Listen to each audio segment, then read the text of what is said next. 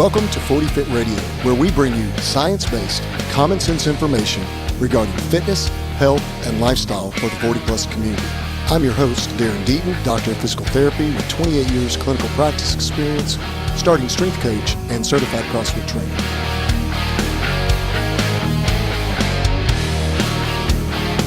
"40 Fit Radio, real people, real fitness, real health."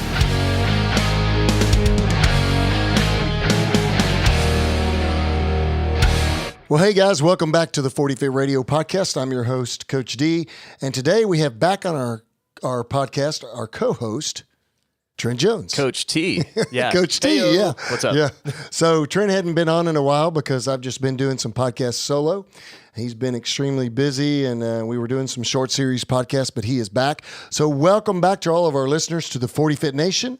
And today we are going to start a series on back pain and your back health. And so this is, we're starting, Trent and I were I think we just spent about an hour talking about this first episode off air, actually, trying to figure out how we're going to tackle this subject through our outline and through our notes. But basically, I think what we'll be doing is starting with at least 3 episodes on this series of back pain. And along the way, too, we definitely have to address pain neuroscience or pain science, because that's a big part of why people's backs hurt. And so we're going to have to dive into that and address that too, or we're just not going to do the subject of back pain, whether it be acute back pain, subacute, or chronic low back pain. And we're mostly going to talk about the low back because it's weight bearing. But remember that all of these principles apply to neck pain and thoracic pain too. I mean, it's pretty much a very similar subject base, even though we do treat these areas, or I do as a doctor of PT, differently in some of the areas when we're talking about cervical, spine, thoracic, or lumbar. So today, anatomy of the back and just the general structure of the back, and basically giving you, the listener, a quick and dirty anatomy and physiology lesson on the human spine and the surrounding structures. So first of all, I have to ask, would you say back pain is the number one thing that you get in the clinic? You know, when people come to you and say, "Hey, my back hurts," is that pretty much the most common complaint?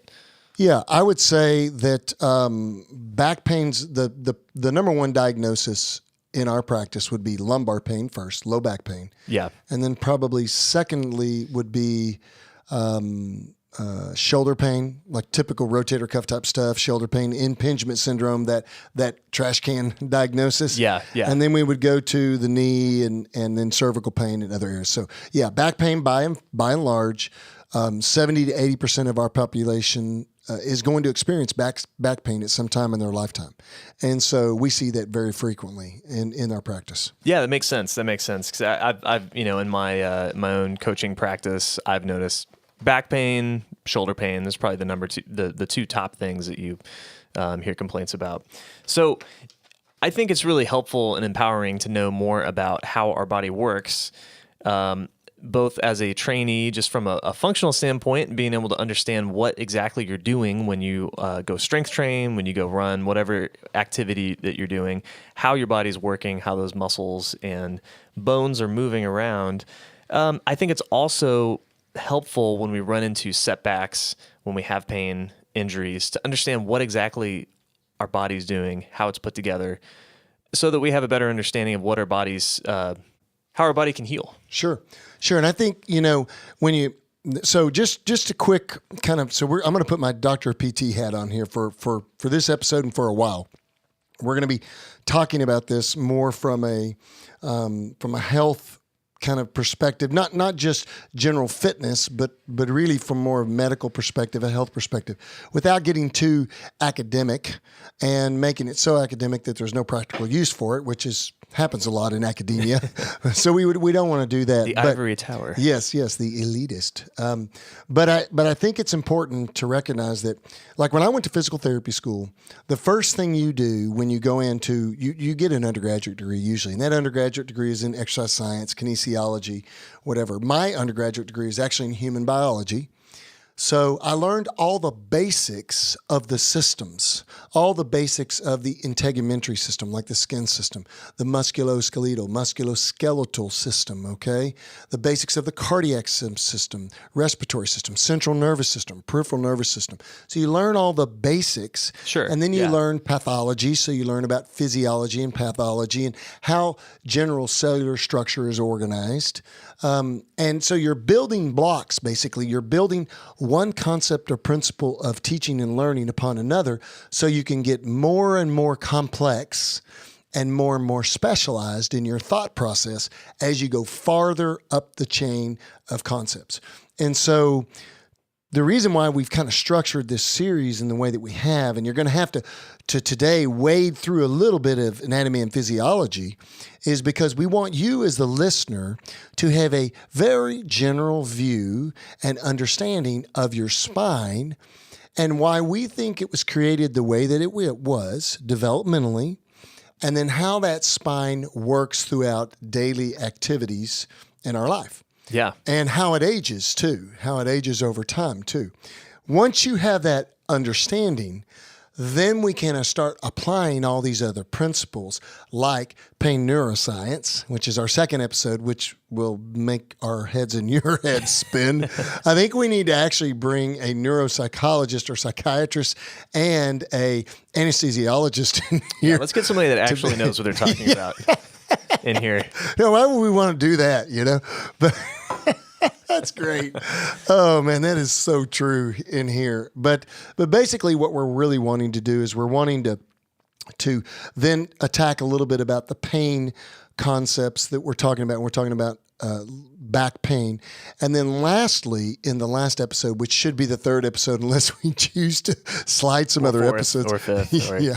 Or whether we just make this or Trent said earlier, this will be the back pain podcast. Yeah, that's right. Yeah, we're just going to spin off and make 40-foot back pain. That's you could do a 40-foot LBP. Yeah, exactly. You Lower could back pain. not LP is linear progression, but LBPs. But yeah, I mean, you could make a whole podcast on back health and spine health. All right, so that's the idea. Let's let's get to it then. Okay, we've got the spine. So you've described to me before that the spine, or really the trunk, has a couple of different functions in the body, right? So we're probably all familiar, even the layperson, the non-athlete is familiar with our ability to bend over, to twist, to rotate, to use it like we do in everyday life. But we're also can use the spine in athletic activities too, doing those same things, rotating, twisting, bending over, but also, as we do in strength sports, using the spine as kind of a rigid lever. So why don't you explain that a little bit further? Yeah, so I'm glad, Trent, that you kind of delineated on the front end of this conversation the fact that when we think about the back, we think about the back. That's the back, right? That's the back musculature. But we're thinking about the whole trunk, the whole. And I hate to use the buzzword core, functional training, core, open parentheses, close parentheses. The core. Yeah, the core workout. I'm going to redo your core. I'm going to rehab your core. That exercise is really good for your core. Yeah. But let's forget about the core. Let's just call it the trunk. I like that terminology. It makes sense to me. The trunk is basically your abdominal wall, the lateral musculature, all the musculature of your rib cage, your diaphragm, all that stuff that holds it together, and then your back musculature, your extensors, and some of the rotators, small rotators of the back. So we'll call it the trunk of your body. So yeah, I mean, there's generally two different purposes or usages of the trunk in daily living and or recreation and sport. First would be the thing probably we do 95% of the time or more. Maybe for most people, it could be 100% of the time if they don't ever lift anything heavy. Yep. Shame on you. Most of the time we're basically using our trunk in a way that allows us to bend forward, bend backward, twist, move, side bend. And we're really using it as a foundation for our extremities to move. Pick up something off the floor or reach over in your car or truck or drive your car or truck or sit or stand or walk or lying down. Whatever we're doing, the trunk musculature, by the way, are always on because they're postural musculature and they're different than the muscles of the extremities. Because when our brain tells our body, sit. From then on, throughout the day until we lie down again, our trunk is active. Those musculature are involuntarily, they're postural muscles, they're active. And there's this ongoing command from our brain that's saying, stand, stand, stand, stand, stand. And there's this ongoing command from our brain that's saying, sit, sit, sit. And it's really amazing that it does that without you and I having to say, ooh, I'm going to stand up. But when we want to go pick something up with our right arm, we have to tell our brain tells our arm, and it just happens intuitively and primally. It tells, an intention, movement, and basically we say, pick up the coffee cup, which I'm doing right now. Yep. And then I drink the coffee and I put it back down. Okay. Yeah. So that's a volitional movement. But right now I'm not having to tell my body to sit. It's subconscious. That's right. Yeah. That's right.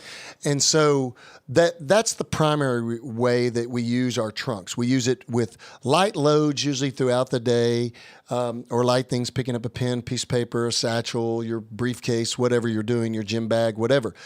The second way that we would use our trunk it's not more important in how we use our trunk in that way.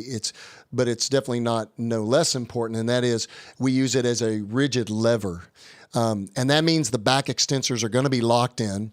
The abdominal wall is going to be locked in tight, and we're going to be using the spine and all the musculature and all the articulating elements, whether it be tendon, ligaments, fascia, whatever. Yeah. And we're going to be using it as a rigid lever like a stick or a pole or whatever to lift heavy things. And we want to be doing that in a way that allows the human body to have the best mechanical advantage and take advantage of human physics. And that's exactly why guys like you and I use the barbell method that we do, because we've kind of proven to ourselves, and it's been proven to us that that method appears to be the most effective from a scientific basis. Right. Yeah. So if you go back to like the strength training episodes that we did, we really covered it in various ways from episodes 1 through 10. But if you go look back to episode 2 and 3, where we talk about the why strength and how to get strong, we talk about stuff like wanting to use the most muscle mass in our bodies. We know the musculature around the hips, the posterior chain is some of the biggest muscle groups in the body. And so when we low bar squat, for instance, we're using the back. We're using the trunk musculature to make the back a rigid transmitter of force, so we can transmit force from our hips to the bar that's sitting on top of our back. Yeah. And I think it's important. So the way you and I functionally think about, there's that word again, functional. Well, the way we functionally think about using the spine or the trunk shapes how we're going to. It not only shapes how we think about the anatomical considerations, the anatomy of it, and the anatomy shapes the way we think about the function of it, so they kind of interplay together, but it also shapes the way we're going to use it in day-to-day living and also in sport and recreation. So the reason why I deadlift in the way that I do is because I've convinced myself through either reading, literature, or an experiential basis that method, I can transfer the most amount of force on the floor using my back in a rigid lever, get the bar into the sweet spot, have it over the middle of my foot, and it just goes straight up and straight down. The shortest distance between 2 points is a straight line. Right. And so I'm using it most mechanically sound. And so that's why we think about the trunk in the way that we do. There's a methodology that's been developed here.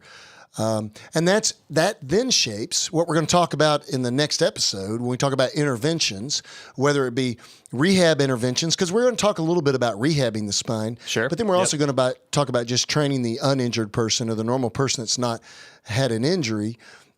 It does shape the way we train the spine in both scenarios, whether injured or not, because of how we think the spine was embryologically developed and how we use it over time as a bipedal being, if that makes sense. I love the article that Mark Ripito wrote on back pain and aching, or back pain and strength, I think is what it's called, from starting. Yeah, we'll link that in the show notes. Yeah, I love what he says in that article. We're bipedal beings, and so our spine is upright. It's under the gravitational load. Our trunk is upright, and we have to think about it in that manner, and then use it in a way that's scientifically sound. Sure. And that's what we present here on 40 Fit Radio, is scientifically sound information that is based on some construct other than, hey, you're going to work your abs, you want a six-pack, let's do crunches or let's do this exercise. You don't have to work your abs. Got to blast your core, bro.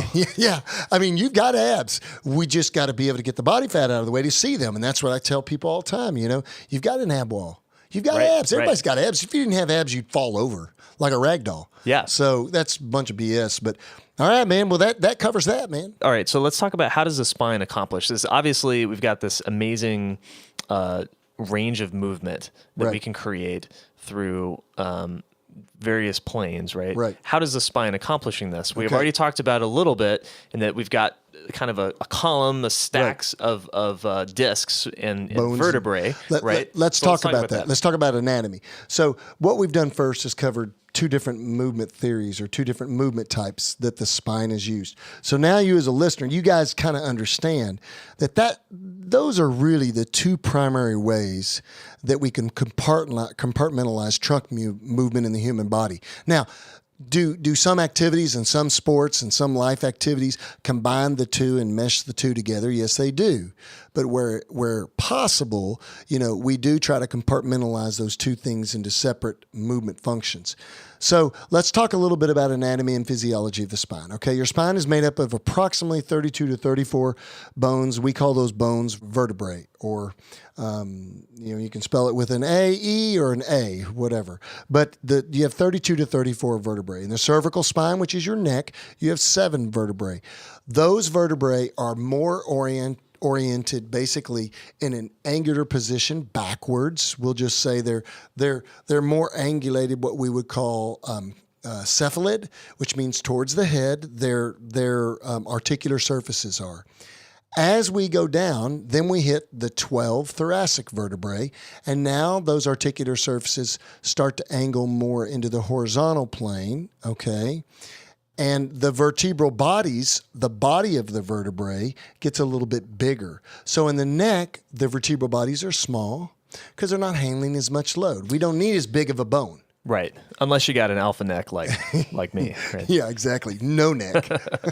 and then when we go to the thoracic spine, the vertebrae get a little bit bigger because now we've got the shoulder girdles and the upper trunk and the head and the neck on top of your thoracic vertebrae. And then you've got your organs too. And then as we go down to the lumbar vertebrae, we've got 5 lumbar vertebrae, and those vertebral bodies are very large and they're very horizontal in their presentation. The end plates or the vertebral bodies are fairly flat, and then as we go down, we have 5 sacral vertebrae, and the sacrum is a upside down triangle basically that has 5 different vertebrae, but they're fused together. They don't move. The sacral vertebrae don't move. They shouldn't move, but the sacrum does move on the 2 pelvic ears, the ilium. So there are SI joints on both sides, and that's a very conjoined, very tight articular surface, but there is an articular disc, the cartilage layer that are between those joints. And then the last but not least, your tailbone, which we call the coccyx. And there are 3 to 5 coccyx vertebrae. So most people have somewhere between 32 to 34 vertebrae. Okay, there's some anatomic variance. So that's the spinal column, okay? That is the bony architecture or supportive structure for the spine.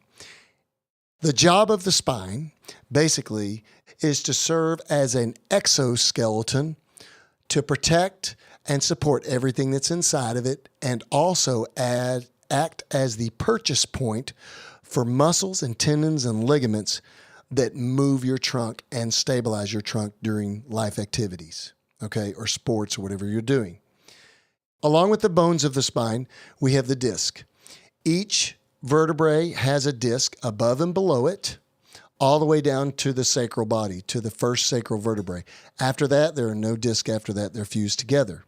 So we have a disc in between each segment, and you can think of these discs as a rubber spacer or a soft spacer. Now, they're very, very durable. When we're young, they're full of water, and they're thick, and they're viscous, and they have a thicker outer lining on the exterior of them called the annulus fibrosus that's very ligaminously strong, and it actually has a crosshatch pattern to it that gives a lot of rigidity and support. And then inside the disc is a nucleus, and we call that the nucleus pulposus, and that is more like a jelly substance. I always tell my patients, it's like a jelly donut.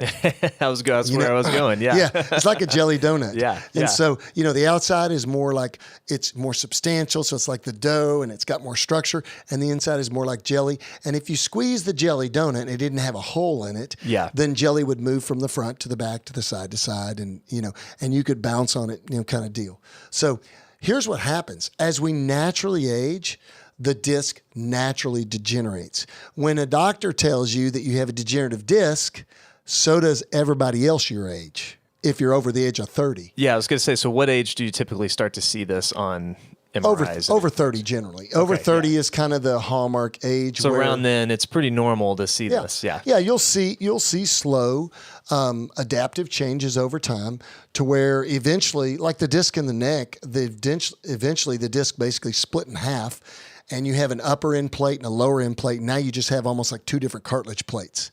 And that's why range of motion in the spine as we age gets you get less and less range of motion over time, and you also get a little bit shorter over time because of all the compaction of the surrounding extremity joints and loss of cartilage in areas, and also the compaction of the disc, the decreased disc height as we age.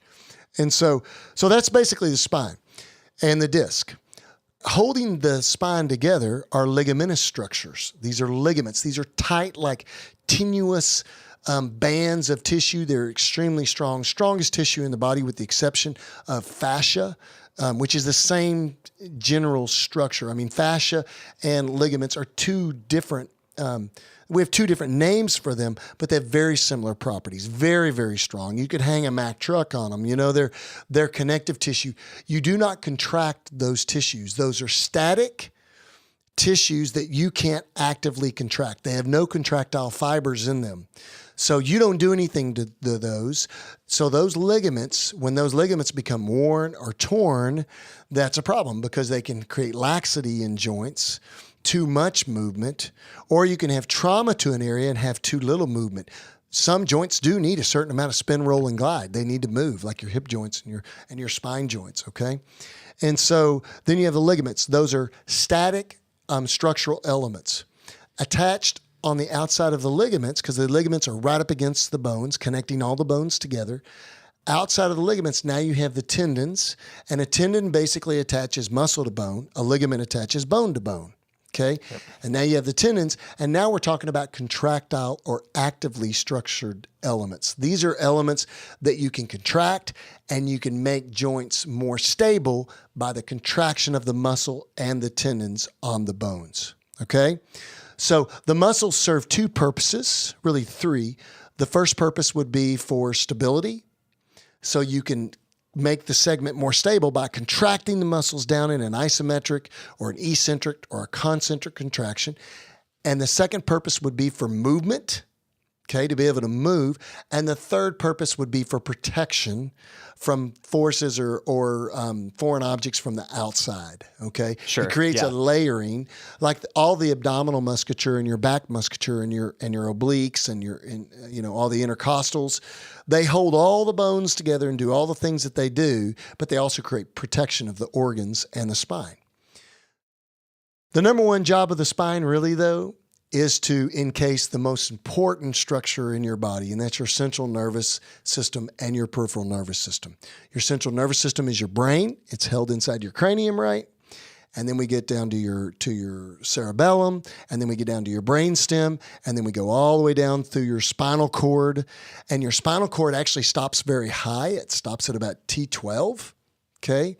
Right in the middle of that spine. Yeah, right? It stops kind of high. And then from there, we have what was called the cauda equina, which is basically what we call the horse's tail. And so the spinal cord then begins to bifurcate off into all of its peripheral nerves. But it actually does that inside the spinal column. Up higher, it is one pure spinal column.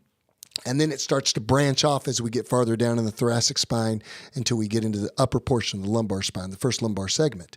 And then from there, the peripheral nerve roots go out through holes on the side called foramen. And so now we are basically protecting the electrical wiring system of your body through the spine. And so there's a hole that goes all the way down the center of that, okay, that foramen that goes all the way down the center. And we've got to maintain that whole space. And then we've got to maintain the whole space on the side of the spines, or the side of the vertebral segments, all the way down where the peripheral nerves can then branch out off the spinal cord and then go out to serve their function to the extremities and the organs and the different areas of your body, okay? So within that hole too, or actually in two other holes that go all the way down through your spinal cord, you also have your vertebral artery and nerve and vein, and that helps to give blood supply and nervous supply to the surrounding spinal segments and to support certain other organs and certain other musculature that are in that area. So you've got to transfer not only nervous information, electrical information, but you have to get circulation and you also have to get venous flow back. So you have to get arterial flow to the segment and then venous flow back to the cardiac system and the pulmonary system and all that stuff.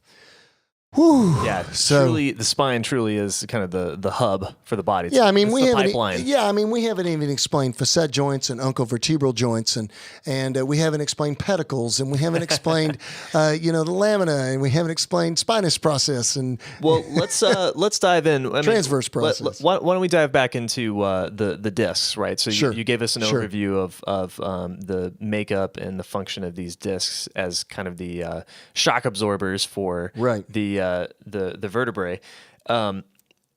What do we mean when we say that we've slipped a disc? Right. We've got a bulging disc, herniated discs. Let's talk about pathology of the spine. And what do we mean when a disc gets injured or it degenerates to the point of causing a problem? Okay. Well, all discs degenerate, so they may not necessarily be problematic. They can be, but they may not be necessarily problematic, because one of the things that's interesting about the disc in its embryonic development and in its development in all the way through adolescence is that the disc has very poor nervous innervation, has very poor nerve innervation, so you can't feel it, okay, very much. And it has very poor vascular flow to it too. So it has very poor blood supply and nerve supply. So when you damage the disc, you really don't know it. Until it pushes on some surrounding structure that can be more painful. That could be a nerve root, which can be very painful, lancinating, sharp pain, electrical pain, broad aching, sharp pain, or it could be the end plate. It could be the vertebrae above or the vertebrae below. The disc could actually invaginate into the end plate and disrupt the bone and actually cause damage to the bone in the vertebrae above and below. And then that's very painful too, and that's where discogenic pain kind of generates from, because that causes the nerve endings that are in what we call the subchondral bone, or the bone, to become very, very irritated, and then that can be painful. So when you think about the disc itself, the disc generally is not a huge pain generator. But all the surrounding tissues are. Yeah. And the nerves specifically can be very sensitive to both chemical and mechanical irritants in the area. So just pressing on the nerve itself hurts the nerve.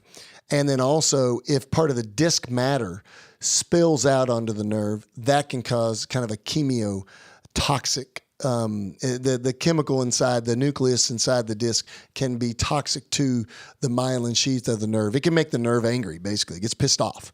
And so, but when we talk about slipping a disc, that doesn't exist. You can't slip a disc, first of all. If someone ever told you slipped a disc, well, that's poor nomenclature. That's poor naming. It's like a slang term. It doesn't exist. Now, discs can bulge, but that doesn't mean that they're injured, and it doesn't mean it's pathological. In other words, it doesn't mean it's a problem. Everyone's disc bulges. Every MRI of an individual over the age of 30 has a disc bulge. Discs do herniate, and so I think about it this way: a bulge would be when when the exterior wall of the disc starts to weaken a little bit and it kind of bulges out a little bit. Okay. So it's like a jelly donut where the dough is kind of bulged out a little bit. Push on one side a little bit. Right. There's no tear or anything. Okay. Then we could say that the disc is herniated. Now we could say that the nucleus has shifted even more, and now there's part of the dough that's actually torn, but it's still holding the jelly in.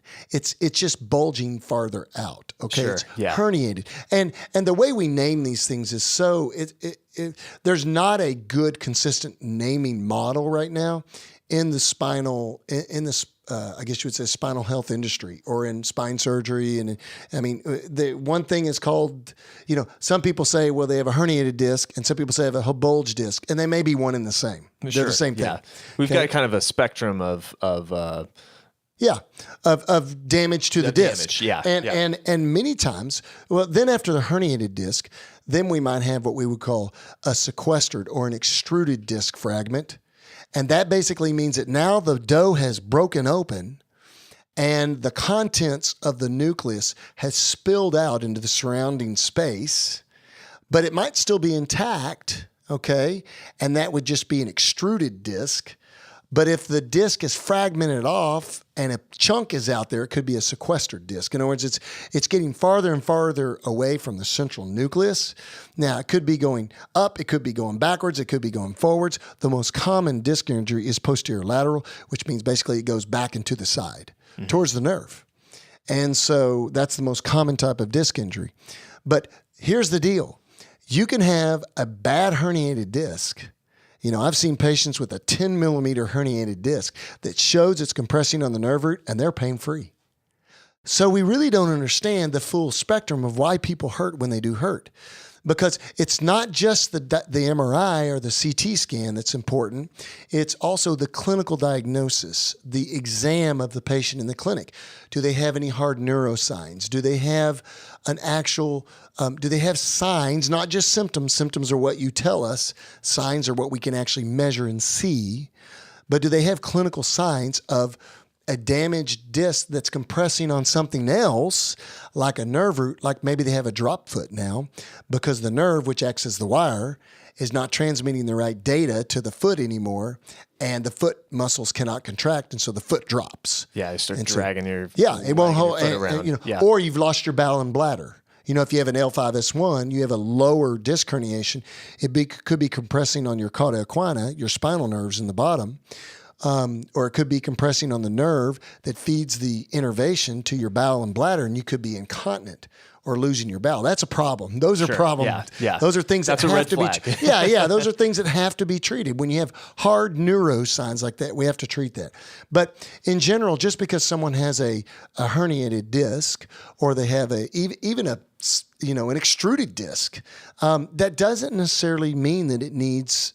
It definitely doesn't need surgical treatment necessarily, and it may be that those people need to be barbell trained. They need to be lifting. They need to be doing physical therapy. Sure. So let me take you then down that road. So we know that at a certain age we're going to start seeing signs of degeneration in our discs. That's going to continue as we age. Can the muscles then, can our spinal erectors or other muscle groups in the trunk make up somewhat for the function of the discs when the spine moves? Yes. I mean, the discs are serving the function of being spacers and connective devices between the vertebrae to, for lack of better terms, keep the vertebrae interconnected and not being bone on bone, just like the cartilage in your knee. Sure. It's the same concept. I mean, it's a different type of joint, but the same concept. And so, and once that is gone, there can be conditions like spinal stenosis and other things like Sherman's disease and other things that can cause where the discs become degenerative enough to where there's not enough space, there's not enough margin for the spinal cord. The spinal cord's getting compressed inside. The foramen gets smaller. With spinal stenosis, there's an overgrowth of bone too, or the foramen, the hole that is being made from the top vertebrae and the bottom vertebrae where the nerve exits, the peripheral nerve, that gets too small, and now we have complete effacement or compression on the nerve. those are problem areas. Sure. Yeah. But if someone's got general idiopathic, low back, chronic pain, it's just general pain, can improving the muscular strength help? Absolutely. And all the literature now is supporting that. Yeah. All the literature. And it also says resistive exercise. It's of a high enough load to create muscle adaptation. So we got to put enough load on them.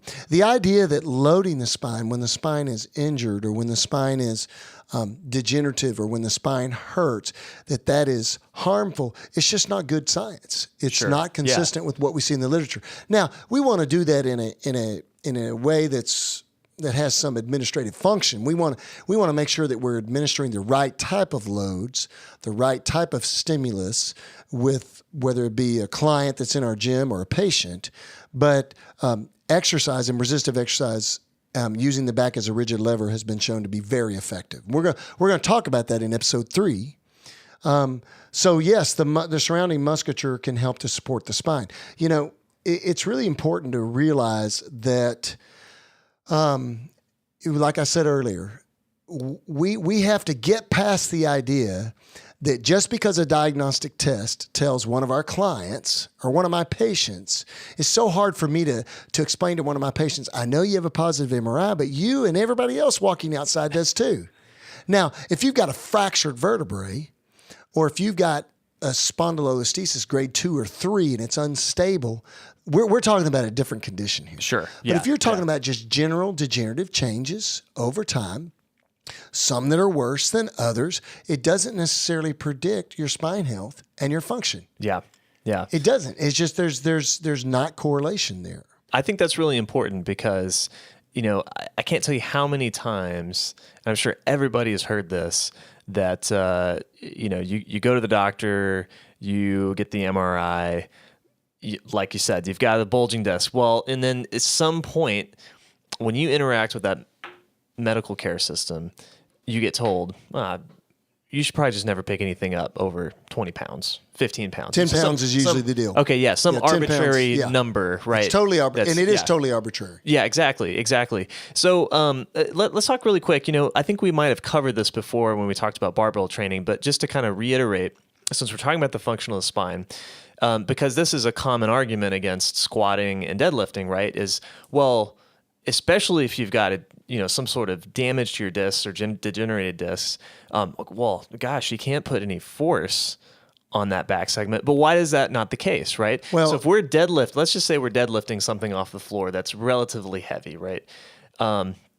Why does the spine not shear? Right. Why don't we have shear force that just, the spine just snaps in half. Snap in half. Yeah, snap city. There was some YouTube video years ago where the guy's spine snaps in half or something during a deadlift. It's totally made like a up. fake MRI. Yeah, it's totally made up. But here's the deal. Basically, this: if you don't load a spine that has some wear and tear on it, you damn it basically to a lack of function and constant pain.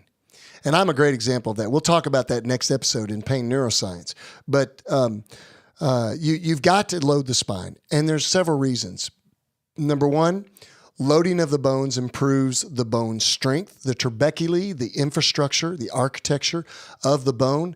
We call that Wolff's Law.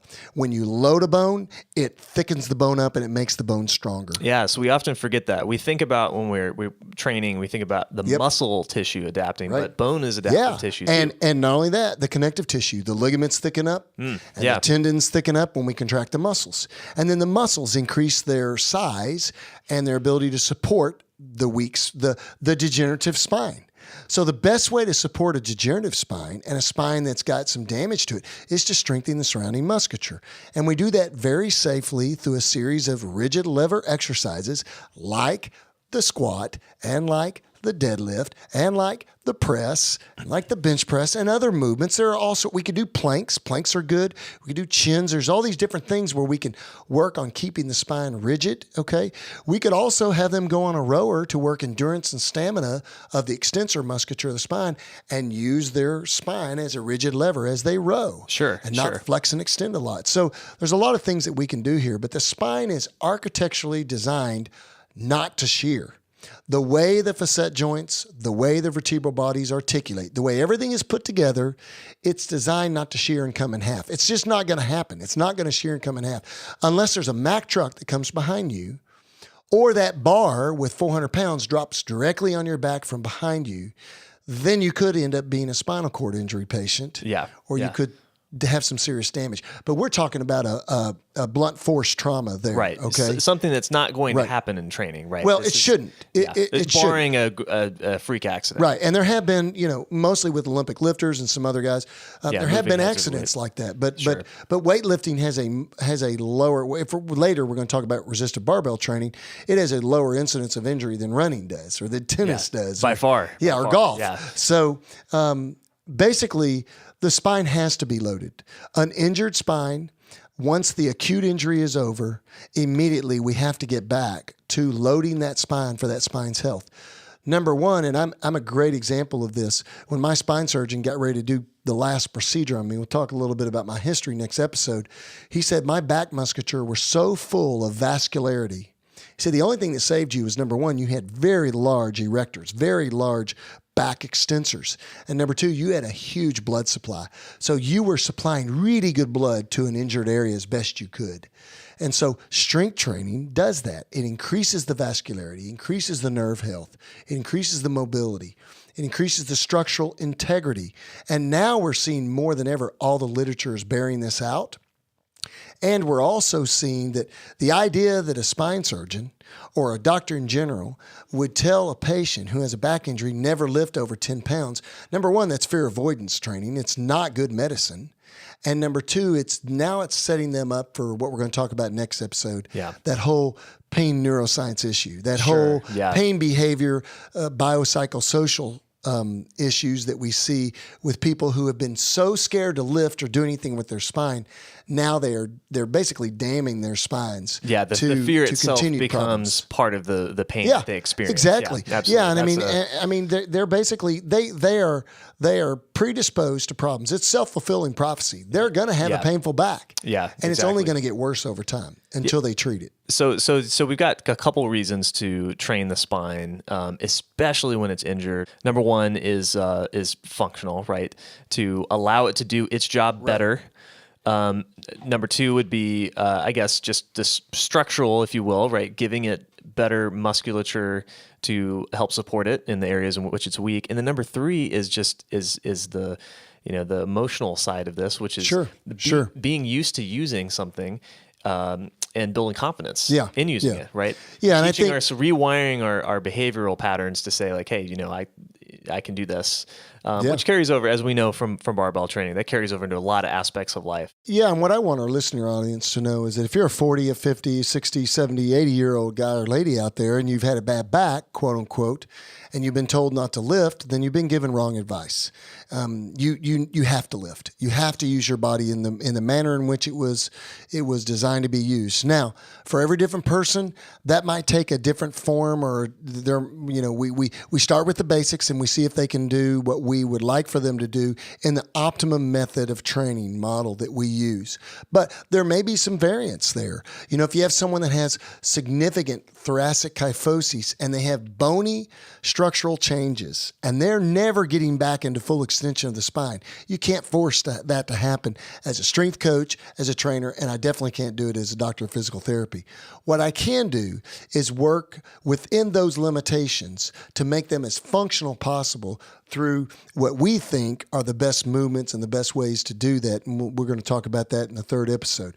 But in our next episode, because we've talked for almost an hour here, and we have hit the tip of anatomy and physiology. Absolutely.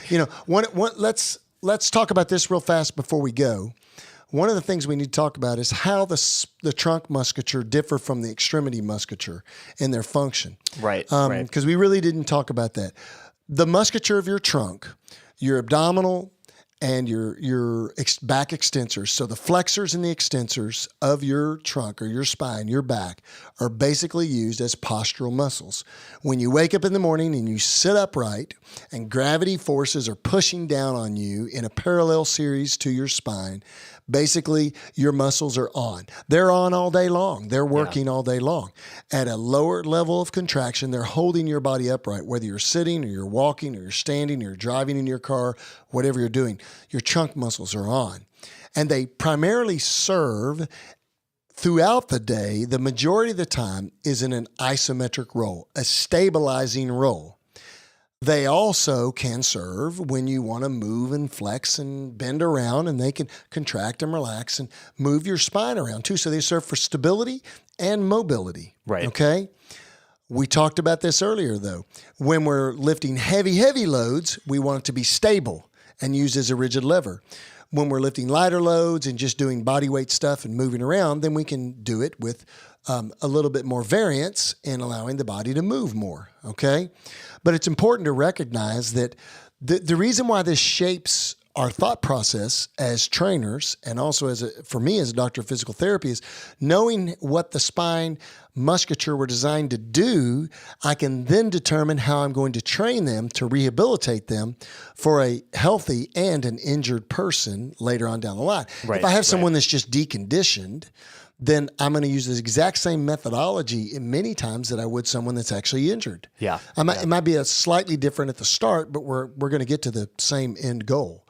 And so I'm going to train them in the manner in which they were designed to be used. Sure. So when I apply heavy loads to them, I'm going to use them as a rigid lever. Yeah. Isometric contraction. That's right. And then I can do some body weight things like planks. And even in a plank, it's isometric. But then I might do some things like in rowing, where there's a little bit of flexion extension there. And so there might be some other activities. There are some movements that I just don't promote anymore. And we'll talk about that when we get into training. But I think it's important that we have a good understanding of how the musculature of the spine work. Because when people tell you to do sit-ups all day long, you can obviously see that is not a normal function of the abdominal musculature. Right. They're not designed to do that. And you don't do that in everyday life other than when you get up out of bed. I was about to say, I could probably count on one hand, maybe two hands, the number of times I do a full range sit-up during the day. So why would you do 100 to 200 sit-ups in a day? Yeah. I mean, it's just not, hey, why don't we just use the spine as a rigid lever, contract the abdominal musculature, and you'll have abs, just lose your body fat. Right. And so you'll get have abs. Yeah, exactly. Whether you can see them or not. That's right. So and I think of when we think of what's a hot topic today, posture is a hot topic. A lot of people talking about I sit down all day, which certainly has its drawbacks, right? But I got to stand up. I've got to have good posture. Your mom, it's the classic. Your mom always nags on you for put your shoulders back, stand up And by the straight. way, posture is highly genetic. If you look at the grandfather, the father, and the son, and the grandson, they're almost all standing similarly. There's just an advance. Over time, you'll see that there's just an advancement in the change in posture. So the grandfather will be more bent over necessarily, than the father. But when you look at the way they're put together, it's very, very similar. So it's highly genetic. Sure. And it's not really a conscious thing. I mean, how long can you think about having good posture? I don't know. I think 10 seconds. Exactly. I think what you It's can do is you can try to develop some. You can try to develop, like say you're working in an office, you can try to develop your environment to promote good posture. Sure. So you raise your screen up to 18 to 24 inches so you're not bending over and looking at it all day so that you're more upright. So you control your environment around you to make your posture be in better, quote unquote, alignment by how your environment is structured. But other than that, it's highly genetic. Right, right. But we can see that we're using our trunk musculature in that isometric fashion every day when we're just standing up, sitting down. We're just resisting gravity. That's all we're doing, right? Yeah. So, in one sense, if you want to have better posture, just have a strong back, have strong abs, Absolutely. have strong obliques. Yeah, and I'll tell you, people that lift in whatever they do, and whether they barbell train or they do bodybuilding or whatever, or they do CrossFit or whatever, people that lift and do resistive training and exercise rigorously, they just hold themselves better. They walk better. There's you can see a spring in their step. You can tell that there's also much better muscle tone, which again supports those surrounding joints and those spinal joints. And so, all those things make a difference, and that posture, understanding how your spine is meant to move and how it's meant to be stable too, is very important. So, I think we need to go to the next episode, dude. Yeah, I think so. Right? I think we've pretty much killed that one dead, but we've got a lot more to talk about. So next episode, we're going to talk about why our spines hurt, the neuroscience, the neurobiology of pain. And then we're going to we're going to classify pain. We're going to talk about acute versus chronic, mechanical and chemical pain. And then we're going to talk about the behavioral influences and the science of pain, and also how culture can affect how your back hurts and what you do when it hurts. Let me give you a great example today. So I had one of my front office coordinators contact me today from one of our clinics, and she said a lot of patients were coming in today. It's cold here in Texas today. A lot of people don't know, but it was in the 40s this morning. Yeah, and that's cold, by the way. Yeah, 3 or 4 days ago, listeners. though, it was in the 90s or 80s, So, and she said, oh, yeah, all the patients, the cold must really make people's arthritis bad because everybody's coming in and complaining, and they're all complaining to each other, Well, there's a lot of groupthink going on there, and there's a lot of confirmation bias going there too. Yeah. But people kind of think what they want to think, and sometimes we have to challenge our own thought processes. And so we're going to talk about the cultural aspects of pain too. So the next episode will be basically pain science and low back pain. And so thank you for joining the 40 Fit podcast today. Trent, why don't you take us home, man? All right. Yeah. We're going to post some links and some references to of some studies that support some of the claims that we've made today, some good resources if you want to look into the anatomy of the spine and the trunk musculature that we've been referring. We're going to post some links in the show notes, so go check us out there. Meanwhile, follow us on social media. If you haven't already, we're 28 episodes in. What are you doing? Go ahead and follow us. Yeah, subscribe. come on, catch We're on up. Instagram at 40 Fit Radio. We're on YouTube. We have our episodes in there. We're going to be dropping new videos in the future on YouTube. So go ahead and subscribe so you can get notifications when those come out. And go over to our Facebook page, 40 Fit Masters Community. And go in and send us some questions there. Website? Let us know.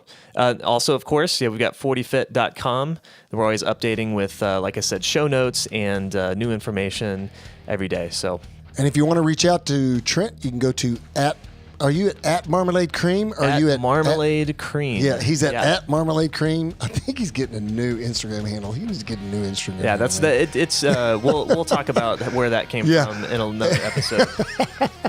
But yeah, you can find me there. You can see me lifting and posting nerdy stuff from my studio. So thanks again for joining us. We'll see you next time.